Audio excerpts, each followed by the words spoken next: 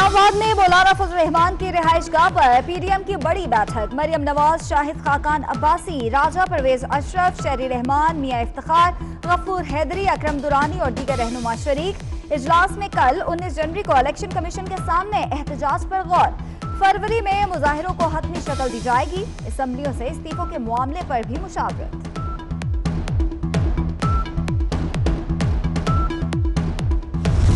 Madam आज भी शरीक नहीं है बिलावल साहब, कल भी वो शरीक नहीं हो रहे हैं, क्या कहना चाहेंगी? बिलावल साहब आई थिंक स्टीयरिंग कमेटी के मेंबर नहीं है। मुझे तो आज तो सरबराही इजलास है, मेंबर आप नहीं। मुझे आज स्पेशल दावत आई है। बिलावल भुट्टो स्टीयरिंग कमेटी के मेंबर न होने की वजह से पीडीएम के इजलास में शिरकत नहीं कर रहे। मरियम नवाज बोली कि वो भी मौलाना की खसूसी दावत पर इजलास में शिरकत कर रही हैं। हमें उम्मीद है कि वो कानून को हाथ में नहीं लेंगे, और अगर कानून को हाथ में नहीं लेंगे तो हम उनको हाथ में नहीं लेंगे, उनको फ्री हैंड देंगे। इलेक्शन कमीशन की बिल्डिंग को सिक्योर करेंगे। फॉरेन फंडिंग के लिए खान साहब के खिलाफ सबसे मजबूत केस ही इमरान खान का, ये खुद फंस जाएंगे। ये जो किसी के लिए सियासी कब्र खोद रहे हैं, ये खुद उस कब्र में गिरेंगे। इलेक्शन कमीशन के बाहर कल पीडीएम का एहतजाज। सिक्योरिटी सख्त करने का फैसला। बिल्डिंग और अतराफ में इजाफी सिक्योरिटी कैमरे नस्ब। वज़ीर दाखिला शेख रशीद का कहना है ऑपोजिशन ने कानून हाथ में ना लिया तो कुछ नहीं कहेंगे। फॉरेन फंडिंग केस में ऑपोजिशन खुद फंसेगी। किसी के लिए सियासी कब्र खोदने वाले खुद कब्र में गिरेंगे।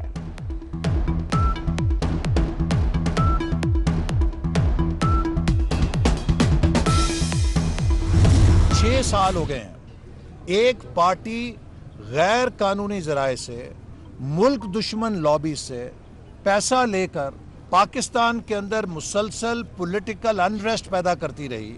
पाकिस्तान के इंतखाबात में उस पैसे से उसने धांधली की है।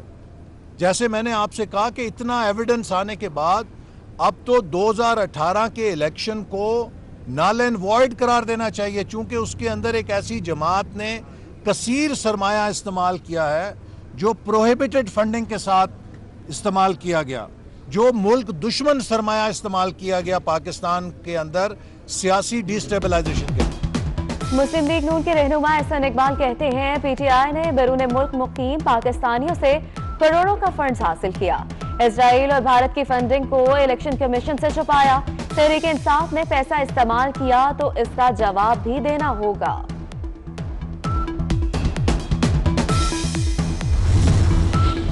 मोदी ने इंतखाबात जीतने के लिए खतरनाक फौजी एडवेंचर किया। बालाकोट वाक़े पर पाकिस्तान ने खित्ते को बड़े बहरान से बचाया। वजीर आजम इमरान खान का ट्वीट, कहा कि मोदी हुकूमत की असलियत पूरी दुनिया ने देख ली। पाकिस्तान के खिलाफ भारतीय अज़ाइम बेनकाब करते रहेंगे। आलमी बरादरी भारत को नापाक इरादों से रोकने के लिए इक़दाम करे।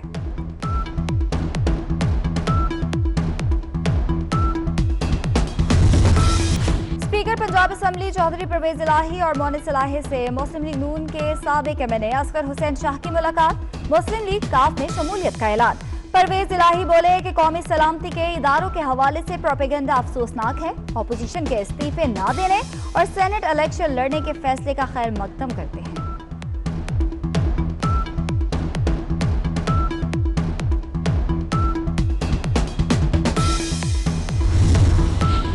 कोरोना के वार जारी मगर तालीमी इदारे खुल गए। 9वीं ता 12वीं जमात तक क्लासेस लगी मगर हाजिरी कम रही।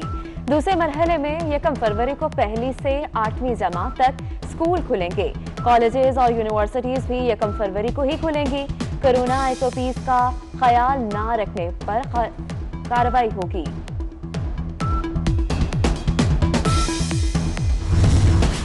इटली के सफीर का लाहौर में इटली पाक फुटवेयर टेक्नोलॉजी सेंटर का दौरा। तालबी सफीर एनसीए भी गए, कॉलेज के मुख्तलिफ शोबे देखे।